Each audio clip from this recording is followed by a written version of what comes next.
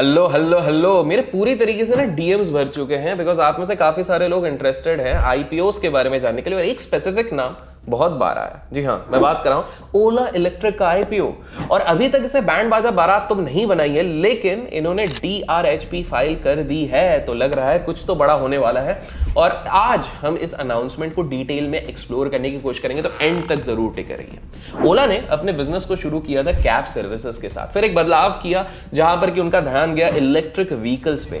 और आज जब हम बात करें तो ओला के स्कूटर्स और दूसरे इलेक्ट्रिक व्हीकल्स नो डाउट पूरे मार्केट को डोमिनेट करने की कोशिश कर रहे हैं। अब इस कंपनी ने अपना डीआरएचपी फाइल तो कर दिया है। डीआरएचपी का मतलब ये होता है ना, जब भी आईपीओ, कोई भी कंपनी आईपीओ के लिए तैयार हो जाती है तो वो डीआरएचपी फाइल करती है। तो एक तरीके से समझ लो भाई साहब, एक आईपीओ आने वाला है बहुत ही जल्द।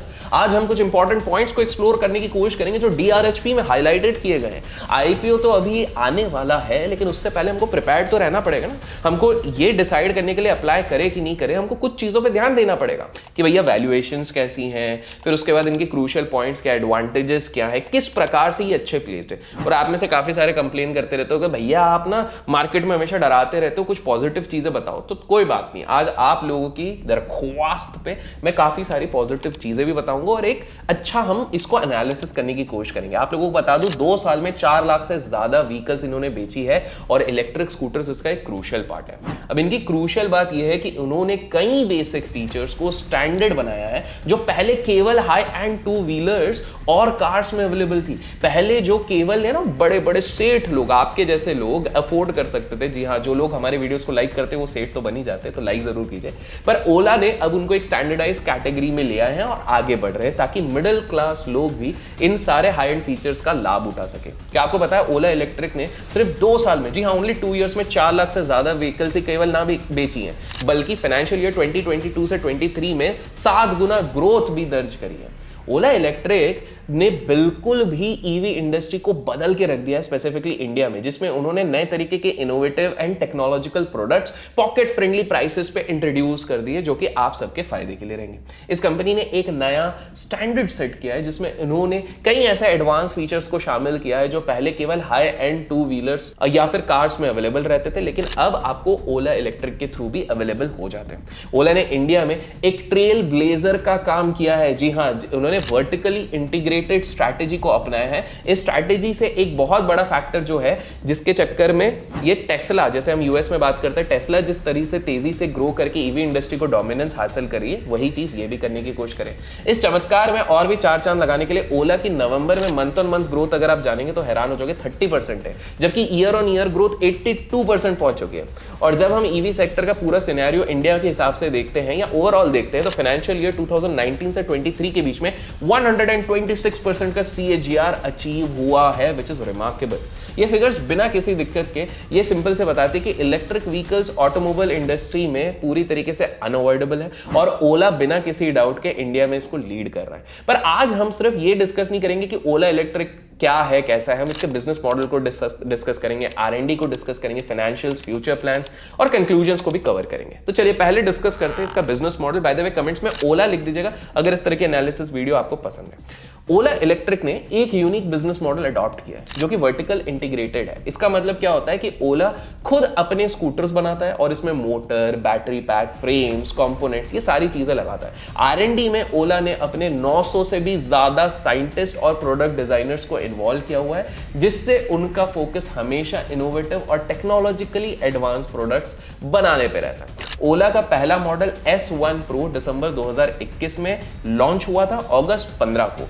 ओला के प्रमोटर भावेश अग्रवाल जी, जो आप सभी उनको जानते हैं, काफी पॉपुलर है, ने ईवी बाइक्स का भी अनाउंसमेंट किया है और फाइनेंशियल ईयर 26 तक उनकी डिलीवरी कमेंस होगी। ओला के डिजाइन नॉट जस्ट स्कूटर्स के बल्कि बाइक्स के भी जबरदस्त इनके आने वाले हैं। इन्हीं देखकर फ्यूचर में चांस है कि व्हीकल्स फ्यूचरिस्टिक होने वाले हैं। अब इन्वेस्टमेंट इन R&D की अगर मैं इनकी बात करूं तो ओला ने अपने रिसर्च एंड डेवलपमेंट में बड़ा इन्वेस्टमेंट किया हुआ है। इनका बैटरी इनोवेशन सेंटर, जिसको BIC भी कहते हैं, बैंगलोर में है, जहां पर core technologies and cutting edge cell chemistry research होती है। BIC का फोकस है कि भैया सेल टेक्नोलॉजी को अच्छे से डेवलप किया जाए, जिससे कि ओला बैटरी मैन्युफैक्चरिंग में हेल्प मिले और सेल्फ रिलायंट बने।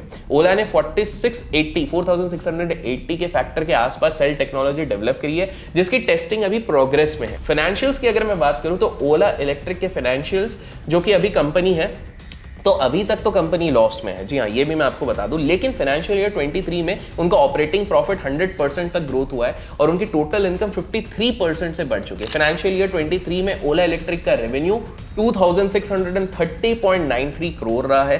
कंपनी अब IPO के थ्रू 5500 करोड़, जी हाँ, 5500 करोड़ रेज करने का प्लान बना चुकी है।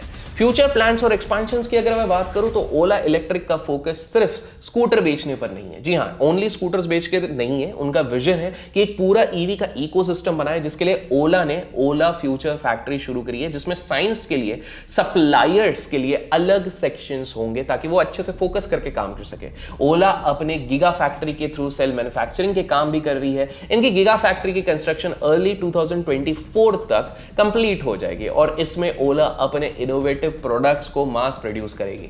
फाइनली अगर बात करनी चाहूं कि भैया ये इंडस्ट्री का ओवरव्यू थोड़ा सा बताओ, तो इंडियन ईवी सेक्टर में तेजी से बढ़ने के कुछ इंपॉर्टेंट पॉइंट्स है। बाय द वे, अगर आप चाहते हो हमारा चैनल भी तेजी से बढ़े, लाइक जरूर कीजिएगा। तो पहला, rapid growth on Indian EV sector. दूसरा, rising prices of petrol and diesel जो बूस्ट करेंगे ईवी को। तीसरा, गवर्नमेंट की जो बुलिशनेस है ईवी सेक्टर को लेके, पॉलिसीज भी उस हिसाब से आ रही है, बजट का एलोकेशन हो रहा है। नेक्स्ट हो गया कि आपका जो बहुत तेजी से जो अडॉप्शन हो रही है इलेक्ट्रिक टू व्हीलर्स की अमंग्स इंडियन फैमिलीज, वो है। एंड फाइनली, जी हाँ, इंडिया ने विटनेस किया CAGR ऑफ 126% फाइनेंशियल ईयर 2019 से 23 के बीच में ईवी सेक्टर में। तो हम इससे कंक्लूड क्या कर सकते हैं? कंक्लूड ये कर सकते हैं कि ओला इलेक्ट्रिक ने अपनी शॉर्ट जर्नी में काफी कुछ ऑलरेडी अचीव किया है। उनके vertically integrated business model, strong investment इन R&D, फ्यूचरिस्टिक जो बिल्ड कर रहे हैं, फ्यूचर को विजन में रखते हुए, ईवी का इकोसिस्टम, जो ईवी का इकोसिस्टम बनाने की कोशिश कर रहे हैं। फाइनेंशियली अभी तक ऑल्दो लॉस में है, लेकिन ये ना अपने, देखिए, हमेशा याद रखिए, अर्ली स्टेजेस पे है और अर्ली बर्ड बन रही है इस पर्टिकुलर इंडस्ट्री में, जो कि इनके लिए काफी ज्यादा प्रॉमिसिंग फ्यूचर एश्योर करती है। तो कंक्लूड हम ये कर सकते हैं कि जो इनका IPO आने वाला है वो इन्वेस्टर्स के लिए इंटरेस्टिंग अपॉर्चुनिटी जरूर होगा, बिकॉज इस सेगमेंट में, ईवी स्पेस में पहला ऐसा IPO आने वाला है फॉर द फर्स्ट टाइम।